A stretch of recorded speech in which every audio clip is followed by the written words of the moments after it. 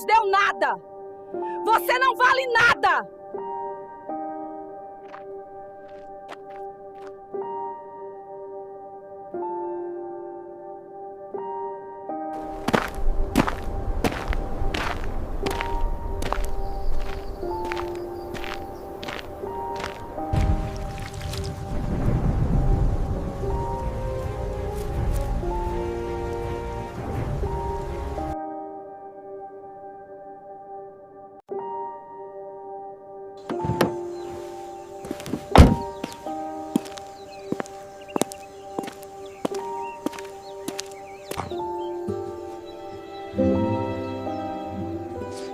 Mas a minha dignidade nasceu bem aqui. Encontrar o ouro dentro da sua própria alma. Meu nome é Luiz Bento. Tenho hoje 93 anos, mas a história que vou contar aconteceu quando eu tinha 49, lá em 1980, no coração do Pará, num lugar que mudou a vida de milhares de homens, a Serra Pelada. Durante 43 anos, eu guardei os detalhes mais dolorosos dessa história. Mas hoje, pela primeira vez, vou contar tudo. Uma história sobre traição, sobre humilhação, sobre como eu fui jogado no lixo pela mulher que eu amava, e sobre como um buraco na terra me deu de volta não só o ouro da história, que transformou o homem mais miserável do Pará num dos garimpeiros mais ricos da Serra Pelada. Eu vou começar pelo dia mais doloroso da minha vida, porque foi esse dia que me empurrou para a Serra Pelada. Era uma manhã de janeiro de 1980. O sol já estava alto e quente como sempre é no norte, e eu estava voltando da roça mais cedo porque tinha passado mal. Uma tontura danada que me pegou no meio da plantação de mandioca. Cheguei em casa suado, com as mãos sujas de terra, esperando encontrar minha mulher, a Carmen, cuidando das crianças ou fazendo comida. Mas quando empurrei a porta da nossa casinha de taipa, o que eu vi me arrancou o chão debaixo dos pés. Carmen estava na rede, abraçada com Zé Antônio, o dono do bar da vila, um homem mais novo, com fama de mulherengo, que sempre ficava de olho nela quando a gente ia comprar alguma coisa. Os dois se assustaram quando me viram, mas não se separaram rápido. Ela olhou para mim com uma cara que eu nunca vou esquecer. Não era vergonha, era raiva. Como se eu fosse o intruso. Como se eu tivesse feito algo errado. Meu coração bateu tão forte que pensei que ia explodir ali mesmo. Minhas mãos começaram a tremer e minha boca ficou seca como o chão rachado da seca. "O que é isso, Carmen?" Eu perguntei com a voz tremendo, ainda sem acreditar no que estava vendo. Ela se levantou da rede com uma calma que me assustou mais ainda. Ajeitou o vestido e olhou para mim com aqueles olhos que um dia me fizeram apaixonado, mas que agora só tinham frieza. "Isso, Luiz, é o que tinha que acontecer faz tempo." Ela disse, cada palavra cortando como faca. "Você acha que eu ia passar a vida inteira nessa miséria? Nessa casa caindo aos pedaços? Comendo farinha com sal porque você não consegue trazer um pedaço de carne para dentro de casa?" Zé Antônio estava ali parado, com aquele sorrisinho de canto de boca, me olhando de cima, como se dissesse que ele era melhor que eu. Eu queria gritar, queria bater, queria fazer alguma coisa, mas meu corpo não obedecia. Só ficou ali, parado, enquanto ela continuava. "Eu me casei nova com você, achando que você ia ser homem de verdade, que ia me dar uma vida boa. Mas olha só, olha essa casa. Olha essas crianças passando fome. Você é um fracasso, Luiz. Um fracasso completo." Cada palavra era uma bala no peito. Cada sílaba era um pedaço da minha alma sendo arrancado. Os meus 2 filhos Pedro, com 6 anos, e Maria, com 4, estavam escondidos no canto do quarto, olhando tudo com aqueles olhinhos assustados, sem entender o que estava acontecendo, mas sentindo que algo muito ruim estava se desenrolando ali. Eu olhei para eles e meu coração se partiu em 1000 pedaços, porque eu sabia que eles iam crescer lembrando daquele momento, do pai deles sendo humilhado daquele jeito. Eu trabalhei feito um condenado a vida inteira. Eu gritei, finalmente encontrando minha voz. Eu saio de casa quando o sol ainda não nasceu e volto quando já escureceu. Eu planto, eu colho, eu faço de tudo para botar comida nessa mesa. Ela deu uma risada amarga, uma risada que doeu mais que qualquer tapa. E de que adianta, Luiz? A gente continua pobre. Seus filhos não têm roupa boa, não têm sapato, não têm nada. Enquanto isso, Zé Antônio tem bar, tem dinheiro, tem carro. Ela apontou para ele como se estivesse mostrando um troféu. E ele continuava ali, em silêncio, apenas observando minha humilhação. Eu vou embora com ele, hoje mesmo, e você fica aí com suas plantações de miséria e seus sonhos de pobre. Zé Antônio finalmente falou, com aquela voz arrastada e debochada. Não leva a mal, Luiz, mas você sabe como é, né? Mulher bonita como a Carmen não nasceu para passar necessidade. E eu posso dar para ela o que você nunca conseguiu. Ele passou a mão na cintura dela, na minha frente, como se estivesse marcando território, como se estivesse dizendo que ela agora era propriedade dele. Eu senti uma raiva tão grande subindo pela garganta que pensei que ia fazer uma besteira. Pensei em pegar a enxada que estava encostada na parede e acabar com os dois ali mesmo.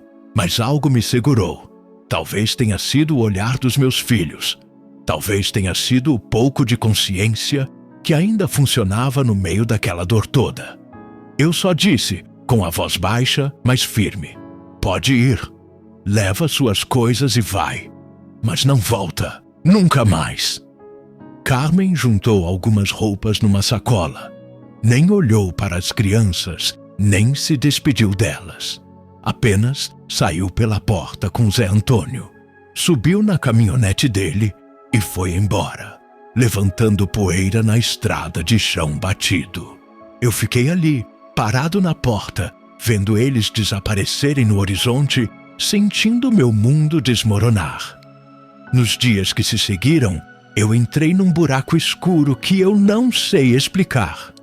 Eu não conseguia comer direito, não conseguia dormir, não conseguia olhar para os meus filhos sem sentir uma culpa enorme, como se eu fosse o responsável por ter falhado com eles, por não ter sido homem o suficiente para manter a família unida.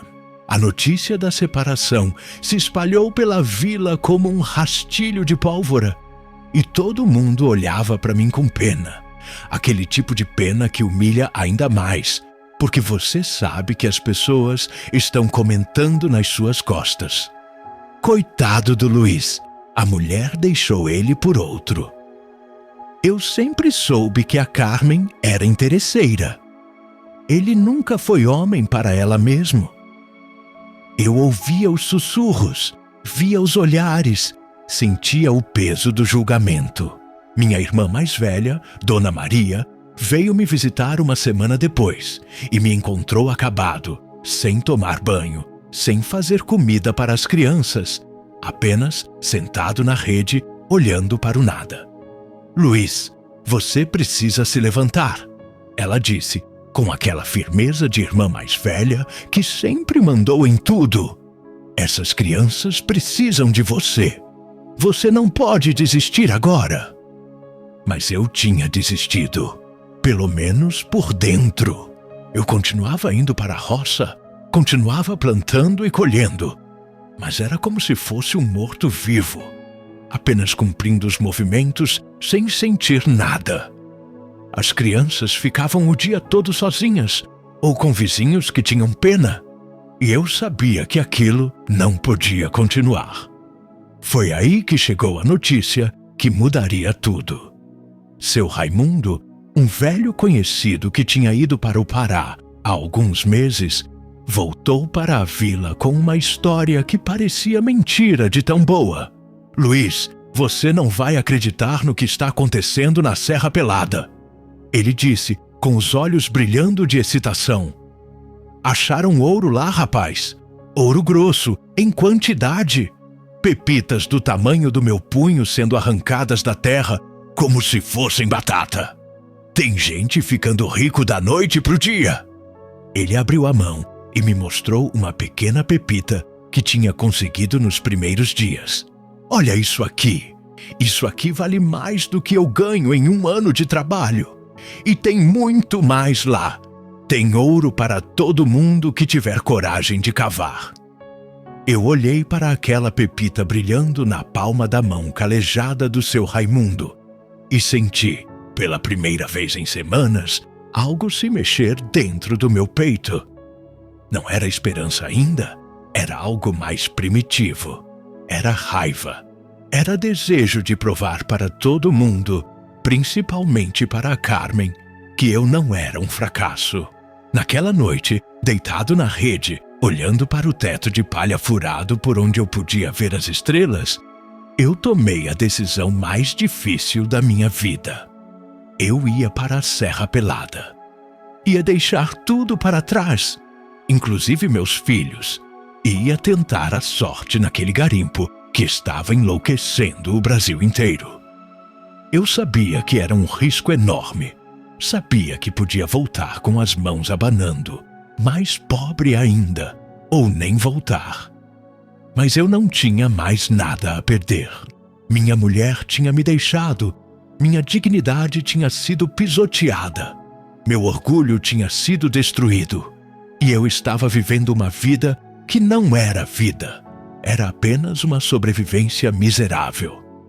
Se eu ficar aqui, vou morrer aos poucos, eu pensei.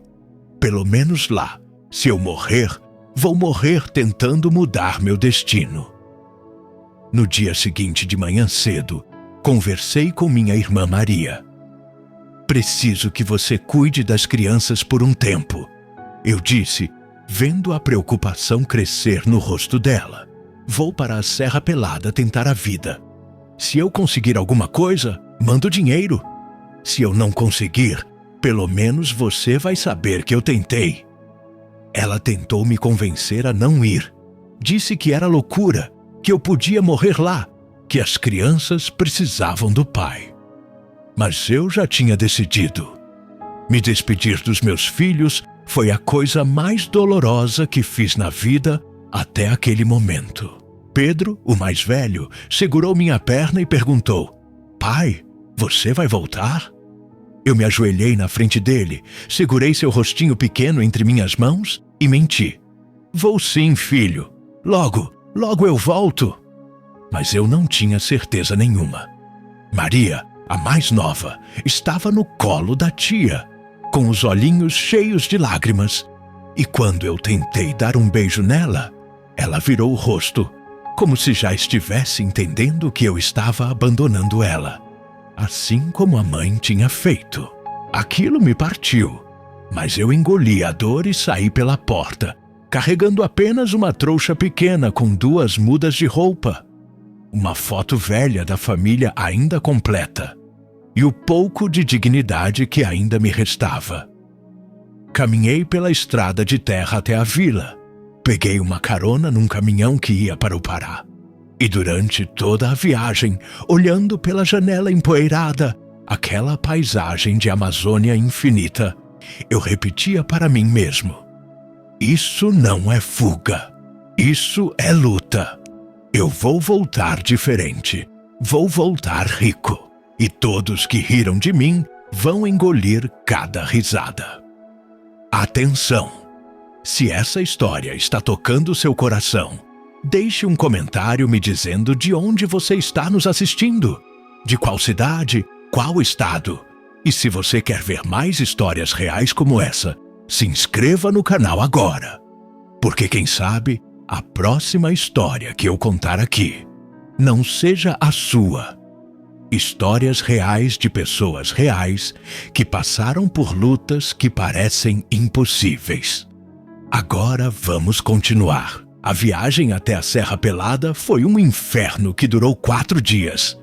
Eu não tinha dinheiro para passagem de ônibus, então tive que ir de carona em carona, caminhão de carga, caminhonete de fazendeiro, às vezes até carroça. Dormi debaixo de ponte, pedi comida em porta de casa, passei fome mais de uma vez. Meus pés ficaram cheios de bolhas de tanto andar. Minhas costas doíam da postura torta dentro dos caminhões chacoalhando na estrada esburacada. E meu coração doía mais ainda toda vez que eu pensava nos meus filhos. Será que eles estão comendo bem? Será que estão dormindo?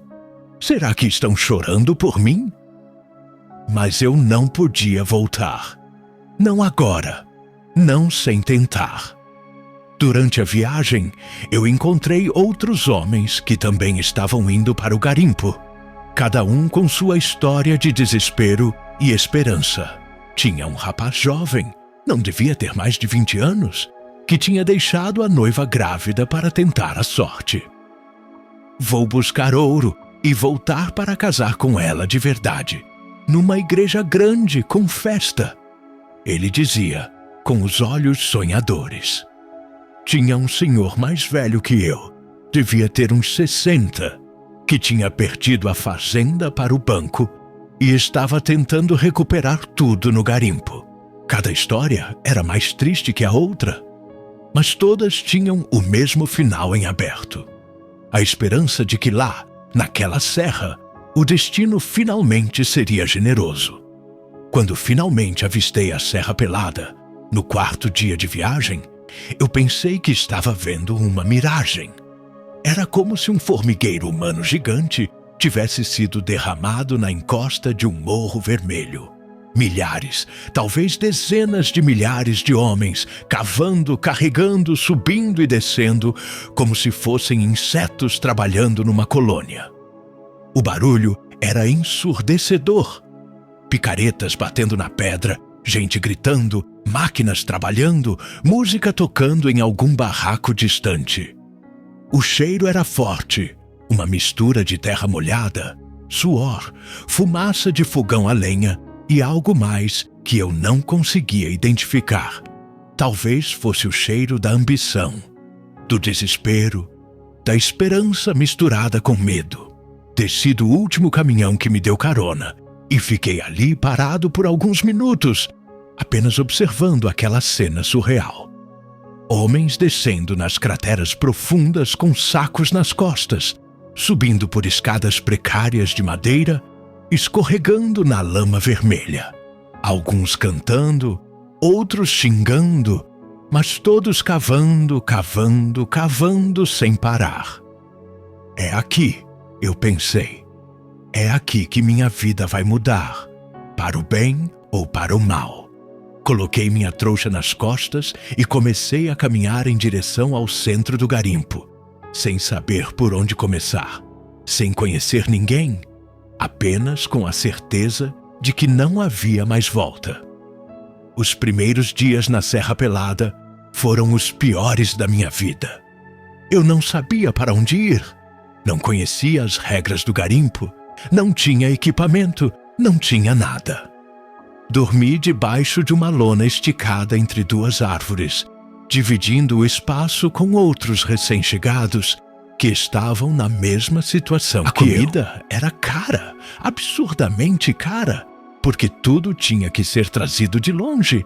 Então, eu passava o dia mastigando farinha seca e bebendo água do riacho que cortava o garimpo. Uma água barrenta que me dava dor de barriga, mas que era a única disponível. Durante o dia, eu ficava observando os garimpeiros trabalharem, tentando entender como funcionava aquilo tudo, como eles sabiam onde cavar, como dividiam o ouro encontrado.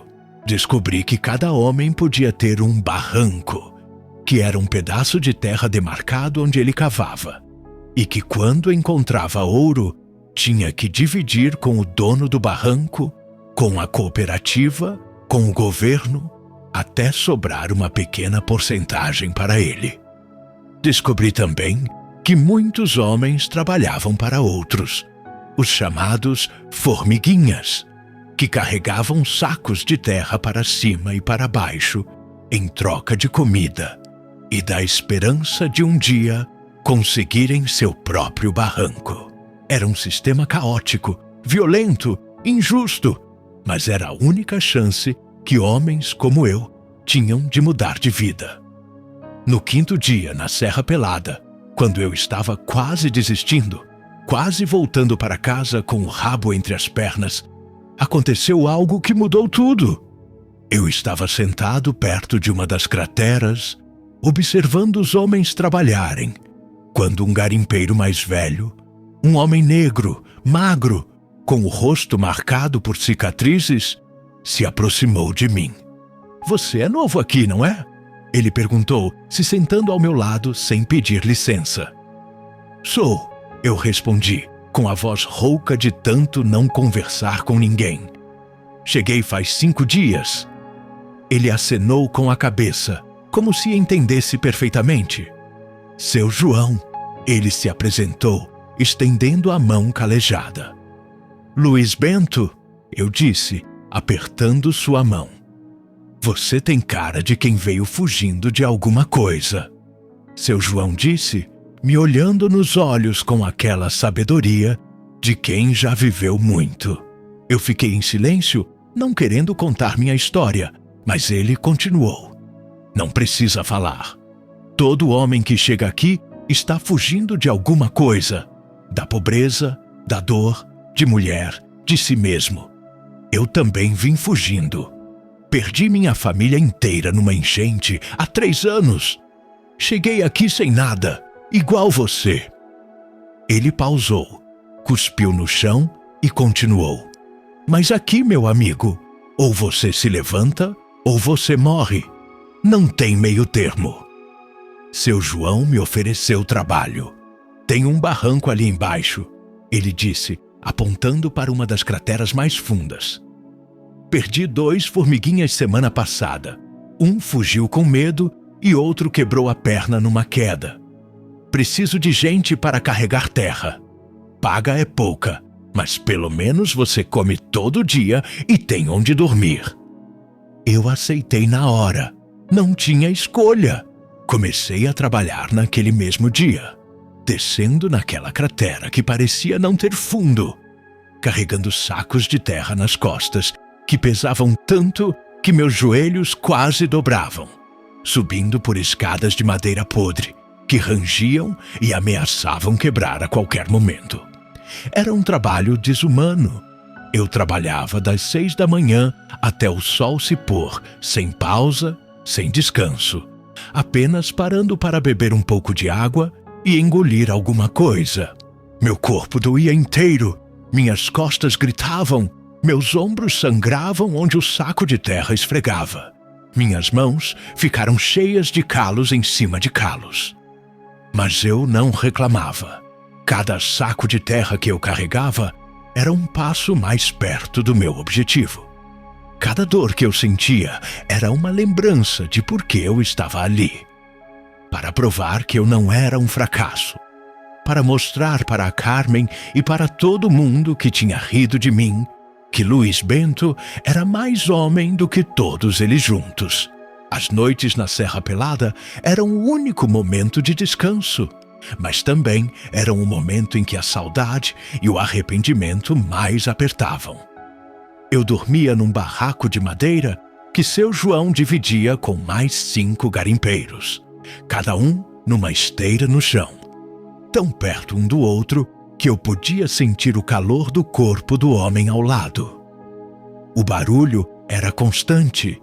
Alguém sempre roncava, alguém sempre tossia, alguém sempre falava dormindo, gritando nomes de mulher, de filho, de mãe. Numa dessas noites, eu acordei no meio da madrugada com um sonho terrível, onde eu via meus filhos me chamando, estendendo as mãozinhas para mim. mas eu não conseguia alcançá-los. Não importava o quanto eu tentasse.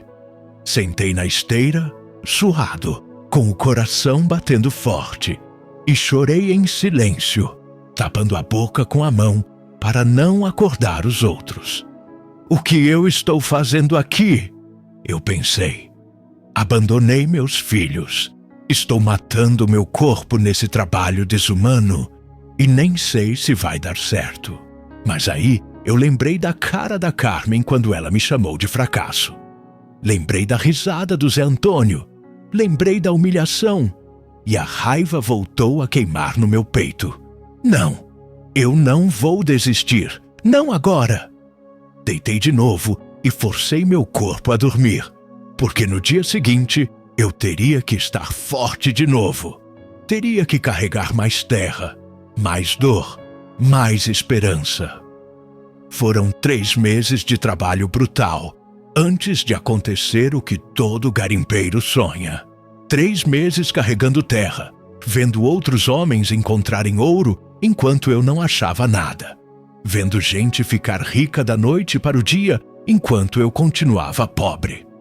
Seu João era um homem justo, me pagava direitinho, me dava comida boa, mas eu queria mais, eu precisava de mais. Até que um dia, numa tarde de calor insuportável, quando eu estava cavando numa parte nova do barranco do seu João, minha picareta bateu em algo que fez um som diferente. Não era o som seco de pedra, era um som mais abafado, mais sólido. Meu coração disparou. Cavei com mais cuidado, limpando a terra com as mãos. E foi aí que eu vi um brilho amarelo, fraco no começo, mas que foi ficando mais forte à medida que eu limpava. Era ouro. Não era uma pedrinha pequena, não era farelinho. Era uma pepita do tamanho da minha mão fechada, pesada, linda, reluzente, mesmo coberta de barro. Eu fiquei paralisado, olhando para aquilo, sem acreditar, achando que era ilusão, que ia acordar e descobrir que era só mais um sonho cruel. "Seu João!" Eu gritei com a voz tremendo. "Seu João, vem ver isso aqui!" Ele desceu correndo pela escada, quase caindo de tanta pressa. E quando viu a pepita na minha mão, seus olhos arregalaram. "Meu Deus do céu, Luiz!" Ele sussurrou, como se estivesse com medo de que alguém ouvisse. "Você achou ouro grosso de verdade." A notícia da minha descoberta se espalhou pelo garimpo como fogo em capim seco. Em questão de minutos, tinha uma multidão em volta do barranco do seu João. Todo mundo querendo ver a pepita, todo mundo com aquele brilho de inveja e admiração nos olhos. Alguns garimpeiros mais velhos pegaram a pepita na mão, pesaram, cheiraram, morderam até e confirmaram. Era ouro puro, de primeira qualidade. Devia valer uns 5.000 cruzeiros, talvez mais. Para um homem que ganhava 50 cruzeiros por semana carregando terra, aquilo era uma fortuna impossível. Mas, pela lei do garimpo, a pepita não era toda minha. Eu tinha que dividir com seu João, que era dono do barranco, com a cooperativa, com os fiscais do governo. No final, depois de todas as divisões, sobrou para mim cerca de 1.500 cruzeiros. Era mais dinheiro do que eu tinha visto na vida inteira somada. Segurei aquelas notas na mão, ainda sujas de barro, e senti algo que não sentia há muito tempo. Esperança de verdade. Não era mais aquela esperança vaga, desesperada. Era algo sólido, real, palpável como o ouro que eu tinha arrancado da terra com minhas próprias mãos. Naquela noite, seu João mandou matar um porco para comemorar. E nós comemos e bebemos até não poder mais, rindo, cantando, como se fôssemos reis e não homens cobertos de lama no meio da selva. Mas seu João, que era homem experiente, me deu um conselho que eu levei para o resto da vida. Luiz, você achou ouro hoje, e isso é maravilhoso. Mas não gasta tudo, você me ouve? Não faz igual esses loucos que acham uma pepita e no dia seguinte já gastaram tudo em cachaça, em mulher, em besteira. Ele segurou meu ombro com força e olhou bem no fundo dos meus olhos. Você me falou que tem 2 filhos esperando por você. Então, manda dinheiro para eles, guarda o resto e continua cavando, porque uma pepita não faz verão. Tem homem aqui que achou pepita maior que a sua e hoje está mais pobre do que quando chegou. Eu prometi que ia seguir o conselho dele e cumpri. No dia seguinte, fui até o correio improvisado que tinha no garimpo e mandei metade do dinheiro para minha irmã, com um bilhete dizendo: para os meninos, diz para eles que o pai não esqueceu deles. A outra metade eu guardei, enterrada dentro de uma lata debaixo da minha esteira, porque não se podia confiar em ninguém ali. Roubo era comum. Morte por causa de ouro era mais comum ainda. E eu não ia deixar que me roubassem o fruto do meu suor. Continuei trabalhando no barranco do seu João, mas agora com uma energia diferente, porque eu tinha provado que era possível, que o ouro estava lá, esperando por quem tivesse coragem e persistência de cavar fundo o suficiente. 2 semanas depois da primeira pepita, eu encontrei a segunda, menor que a primeira, mas ainda assim valiosa. E então, 1 semana depois, encontrei a terceira. Era como se eu tivesse desenvolvido um instinto, um faro para ouro, algo que nem eu mesmo conseguia explicar. Eu olhava para a terra e sabia, simplesmente sabia, onde deveria cavar. Seu João ficou impressionado. Você tem sorte de garimpeiro, Luiz. Sorte de verdade. Já vi muito homem passar anos aqui sem achar nada, e você, em menos de 2 meses, já achou 3 pepitas. Mas eu não achava que era sorte. Eu achava que era justiça divina. Era Deus me compensando por todos os anos de sofrimento, por toda a humilhação que eu tinha passado. Cada pepita que eu encontrava era como se fosse uma vingança silenciosa contra a Carmen, contra o Zé Antônio, contra todos que riram de mim. Vocês vão ver, eu pensava, enquanto lavava o ouro no rio. Vocês vão ver quem é Luiz Bento. Com o dinheiro que fui juntando, comprei minhas próprias ferramentas. Picareta nova, pá de qualidade, peneira boa. Comprei roupas novas, botas fortes, chapéu para proteger do sol. E comecei a mandar mais dinheiro para minha irmã, pedindo sempre que ela usasse o dinheiro com os meninos, que comprasse roupa boa para eles, comida farta, que matriculasse eles numa escola decente. 6 meses depois de ter chegado na Serra Pelada, seu João me fez uma proposta que mudaria tudo de vez. Luiz, você é o melhor garimpeiro que já trabalhou comigo. Você tem talento de verdade para isso. E eu estou ficando velho, cansado. Não aguento mais descer nessas crateras todo dia. Ele pausou, acendeu um cigarro de palha e continuou. Quero te oferecer sociedade. Metade do barranco passa a ser seu. A gente divide tudo meio a meio. Despesas, lucros, trabalho. O que você acha? Eu fiquei sem palavras. Ter um barranco próprio era o sonho de todo garimpeiro.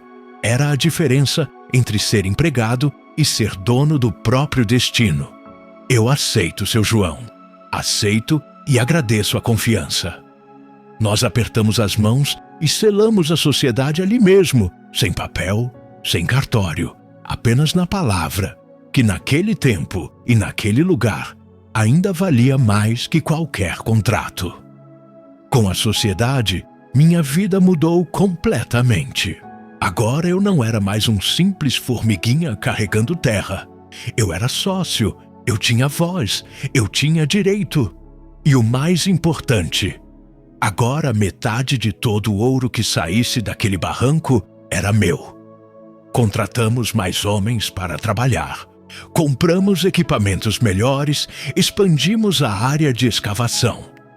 E o ouro continuava aparecendo, cada vez em maior quantidade, como se a terra estivesse devolvendo tudo o que tinha me tirado ao longo dos anos. Foi numa tarde de outubro, quase um ano depois de ter chegado na Serra Pelada, que aconteceu a descoberta que me transformaria em um dos garimpeiros mais ricos daquele lugar maldito e abençoado.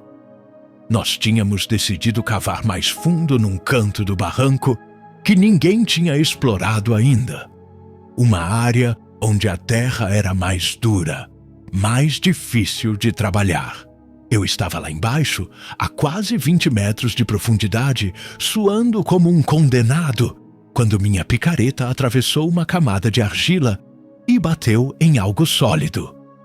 Puxei a picareta de volta e vi que ela tinha arranhado algo amarelo, brilhante. Meu coração quase saiu pela boca. Comecei a cavar ao redor com cuidado, limpando a terra com as mãos, e percebi que não era uma pepita, era uma veia de ouro. Uma veia grossa, correndo pela parede da cratera como se fosse uma raiz de árvore, só que feita de ouro puro. Meu Deus! Eu gritei, e minha voz ecoou pela cratera inteira. Seu João, desce aqui, desce rápido!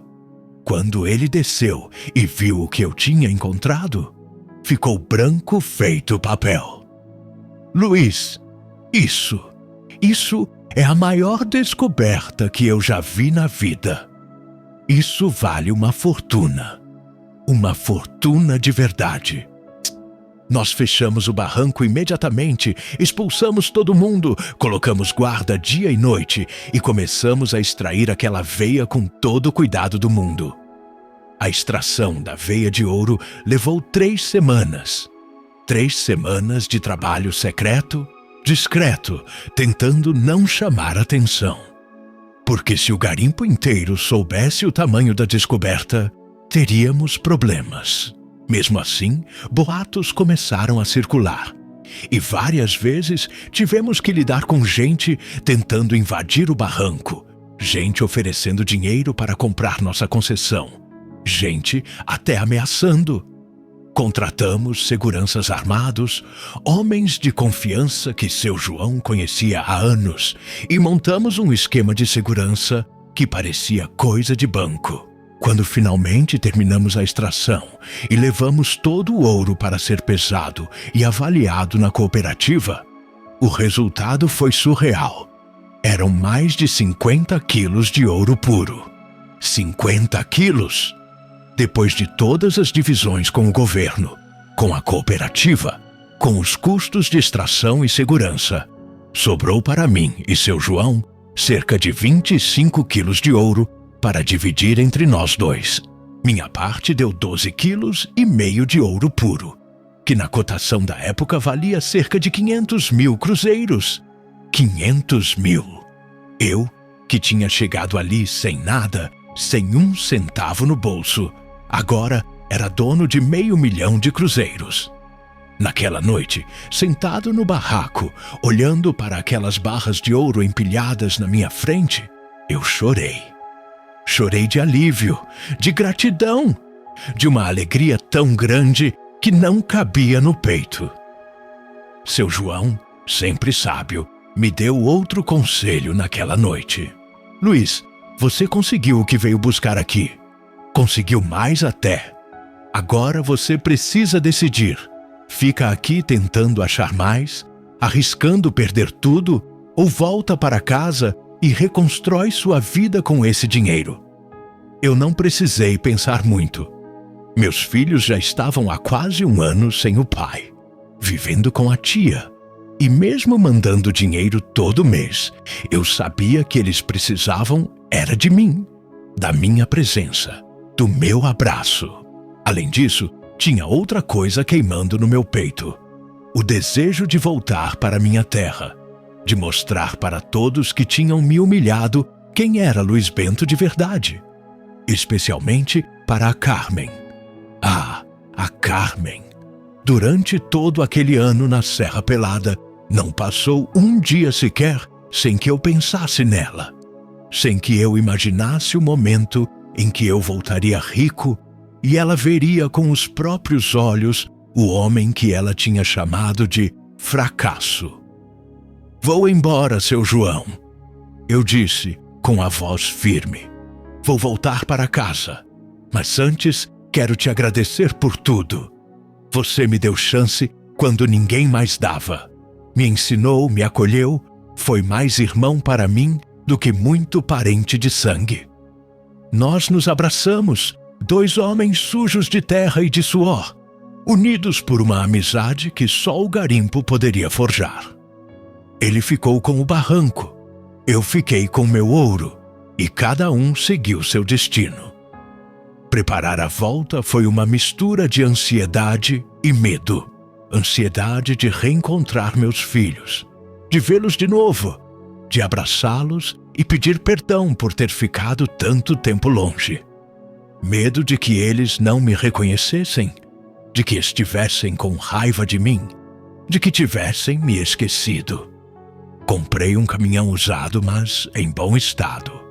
Coloquei meu ouro escondido em compartimentos secretos que mandei fazer, porque na estrada tinha muito bandido esperando o garimpeiro que voltava rico. Comprei roupas novas, de qualidade. Não era roupa de rico ainda, mas era roupa de homem que tinha dinheiro, que tinha conseguido vencer.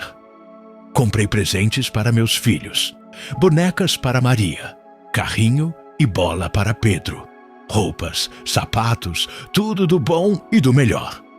E comprei também presentes para minha irmã, para agradecer por ter cuidado dos meus meninos durante todo aquele tempo. A viagem de volta foi muito diferente da vinda. Agora eu estava no meu próprio caminhão, comendo bem, dormindo em pousadas, não precisando pedir carona ou favor para ninguém. Mas mesmo assim, a cada quilômetro que me aproximava de casa, meu coração batia mais forte, minha ansiedade aumentava. Como será que eles estão? Como será que eles vão me receber? Será que vão me perdoar por ter abandonado eles? Essas perguntas martelavam na minha cabeça sem parar durante toda a viagem de 3 dias. Quando finalmente cheguei na vila, era uma tarde de sábado. O sol estava começando a se pôr e as pessoas estavam na praça, nas calçadas, conversando, vivendo suas vidas simples. Eu dirigi devagar pela rua principal. E foi engraçado ver as caras de espanto das pessoas quando me reconheceram. "É o Luiz Bento! O Luiz voltou!" Eu ouvia os sussurros, via os olhares de surpresa, de curiosidade, alguns de inveja já. Parei o caminhão na frente da casa da minha irmã. E antes mesmo de eu descer, meus filhos já tinham saído correndo porta afora. "Pai! Pai!" eles gritaram. E aquele grito foi a coisa mais bonita que eu já ouvi na vida. Desci do caminhão e me ajoelhei de braços abertos, e eles se jogaram em mim com tanta força que quase me derrubaram. Pedro tinha crescido, estava mais alto, mais forte, mas ainda tinha aquele olhar de menino. Maria estava linda, o cabelo mais comprido, já começando a virar mocinha mesmo tendo só 5 anos. Eu abracei os dois com toda a força que tinha, sentindo o cheiro deles, o calor deles, e chorei feito criança. "Desculpa, meus filhos, desculpa por ter demorado tanto, mas o pai voltou. O pai voltou e não vai mais sair." Minha irmã Maria estava na porta, também chorando, com um sorriso enorme no rosto.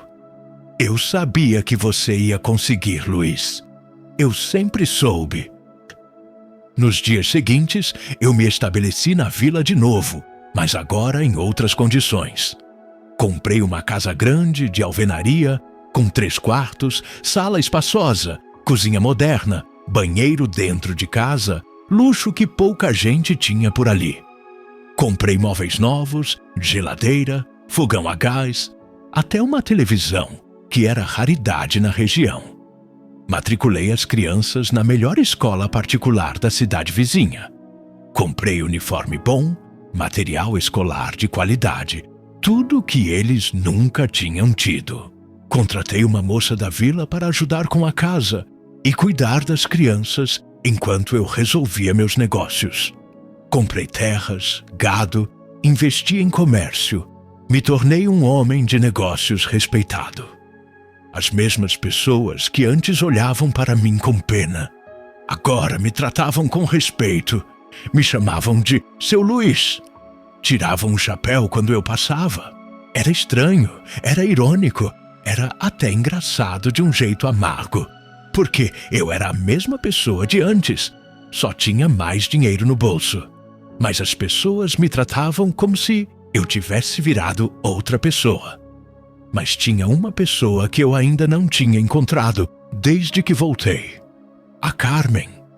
Eu sabia onde ela estava, sabia que continuava com o Zé Antônio, morando numa casa alugada na outra ponta da vila. E sabia também que ela já tinha ouvido falar da minha volta, do meu sucesso, do meu dinheiro. Era só questão de tempo até ela aparecer, e eu estava esperando. O encontro aconteceu numa manhã de domingo, 2 semanas depois da minha volta. Eu estava na varanda da minha casa nova, tomando café, vendo meus filhos brincarem no quintal, quando vi ela vindo pela rua. Carmen, a mulher que eu tinha amado, que tinha me traído, que tinha me chamado de fracasso. Ela estava diferente, mais magra, com o rosto mais cansado, mas ainda bonita daquele jeito que tinha me enfeitiçado anos atrás. Vestia um vestido simples, não era roupa velha, mas também não era roupa boa. E vinha andando devagar, como se estivesse com medo ou vergonha. Eu não me levantei, apenas fiquei sentado, esperando. Ela parou no portão da minha casa, segurou na grade de ferro pintada de branco e ficou ali, me olhando. Durante uns segundos que pareceram eternos, nós apenas nos olhamos, sem dizer nada. 2 estranhos que já tinham sido tudo um para o outro. Finalmente, ela abriu a boca. Luiz, posso entrar? A voz dela estava diferente. Não tinha mais aquela dureza, aquela frieza de quando me deixou. Agora tinha algo que eu nunca tinha ouvido antes. Insegurança. Pode, eu disse, sem emoção nenhuma na voz. Ela abriu o portão e entrou, olhando para tudo. A casa bonita, o jardim bem cuidado, o carro na garagem, as crianças brincando com roupas novas. Vi nos olhos dela o que eu queria ver. Arrependimento. Carmen sentou na cadeira que eu indiquei, mas ficou na beirada, desconfortável, mexendo nas mãos, sem saber como começar. Você mudou muito, Luiz, ela disse com a voz baixa. A casa está bonita, as crianças estão lindas, bem cuidadas. Eu não disse nada, apenas tomei um gole do meu café, esperando. Ela continuou, as palavras saindo com dificuldade. Eu ouvi falar que você foi para o garimpo, que ficou rico lá, que achou muito ouro. Silêncio de novo. Ela respirou fundo e finalmente falou o que tinha vindo falar. Luiz, eu errei. Errei muito com você. Eu não devia ter feito o que fiz. Não devia ter te deixado daquele jeito. Não devia ter te humilhado. Lágrimas começaram a descer pelo rosto dela. Eu estava cega, estava boba com as promessas do Zé Antônio, achando que ele ia me dar uma vida melhor.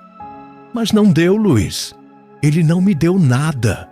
A gente mora numa casa alugada que está caindo aos pedaços. Ele bebe todo dia, gasta o pouco dinheiro que tem com o jogo, e eu estou pior do que estava com você. Ela limpou as lágrimas com as costas da mão e me olhou com aqueles olhos que um dia me fizeram fazer qualquer coisa por ela. Eu queria te pedir perdão e queria saber se você não aceitaria a gente tentar de novo. Recomeçar. Eu mudei, Luiz. Eu aprendi.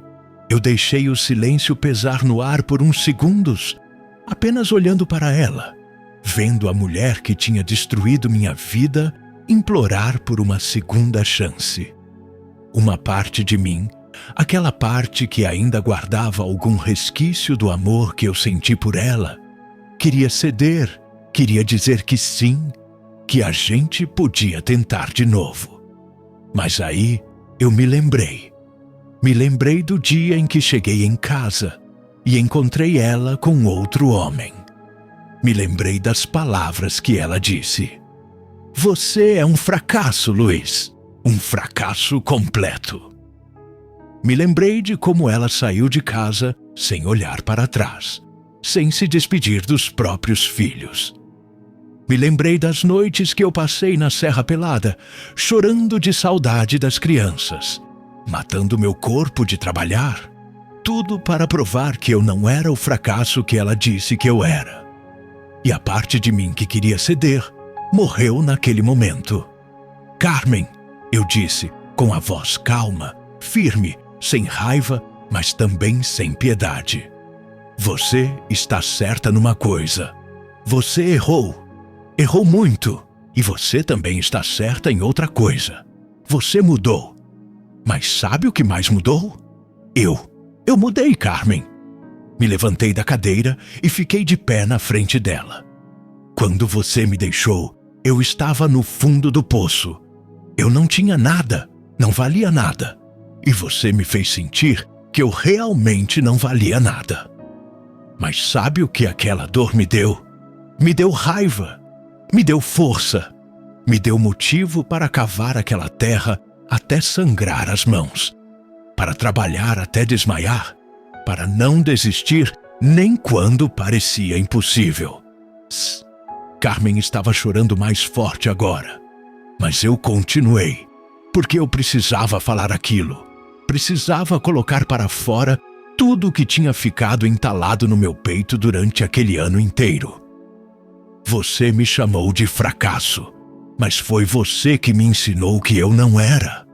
Porque se eu fosse o fracasso que você disse, eu teria ficado aqui, afundado na miséria, bebendo cachaça para esquecer a dor. Mas eu não fiquei. Eu fui atrás. Eu lutei. Eu venci. Apontei para a casa, para as crianças, para tudo que eu tinha conquistado. Tudo isso aqui, Carmen, eu consegui depois de você me deixar. Consegui porque você me deixou. Então, no fim das contas, você me fez um favor. Você me libertou de uma mulher que só me amava quando eu tinha algo a oferecer. Ela estendeu a mão para tocar na minha, mas eu recuei. Não, Carmen. A resposta é não. Eu não te quero de volta. Não porque eu tenha raiva de você, mas porque eu aprendi uma coisa muito importante na Serra Pelada. Nem tudo que se perde é realmente uma perda. Às vezes, perder algo ruim é ganhar a chance de encontrar algo bom. Ela soluçou, mas eu não senti pena. Senti algo que eu nunca pensei que sentiria: indiferença. Você pode ir agora e pode levar uma certeza com você. Luiz Bento não é mais aquele homem que você humilhou. Esse homem morreu na Serra Pelada e nasceu outro no lugar, um homem que sabe o próprio valor. Carmen saiu da minha casa daquele dia e eu nunca mais troquei palavra com ela. Vi ela de longe algumas vezes na vila, sempre com aquele ar de quem perdeu a grande chance da vida. E, sinceramente, eu não senti nada, nem raiva, nem pena, nem satisfação. Apenas nada. Ela tinha se tornado um fantasma do meu passado. Alguém que fez parte de uma versão de mim que não existia mais. Nos meses seguintes, eu me dediquei completamente aos meus filhos e aos meus negócios. Pedro e Maria estavam crescendo bem, estudando, tendo uma infância que eu nunca pude dar antes. Eles me perguntaram sobre a mãe algumas vezes e eu sempre fui honesto. Sua mãe fez escolhas e essas escolhas levaram ela para longe de vocês. Mas o pai está aqui e vai estar sempre. Isso parecia ser suficiente para eles. Eu comecei a frequentar a igreja de novo, algo que tinha abandonado há anos, e foi lá que eu conheci Rosa. Rosa era uma mulher simples, viúva, com uma filha pequena, que trabalhava como professora na escola do povoado vizinho. Ela não era tão bonita quanto a Carmen. Não tinha aquele corpo que virava a cabeça, mas tinha algo que a Carmen nunca teve: um coração genuíno.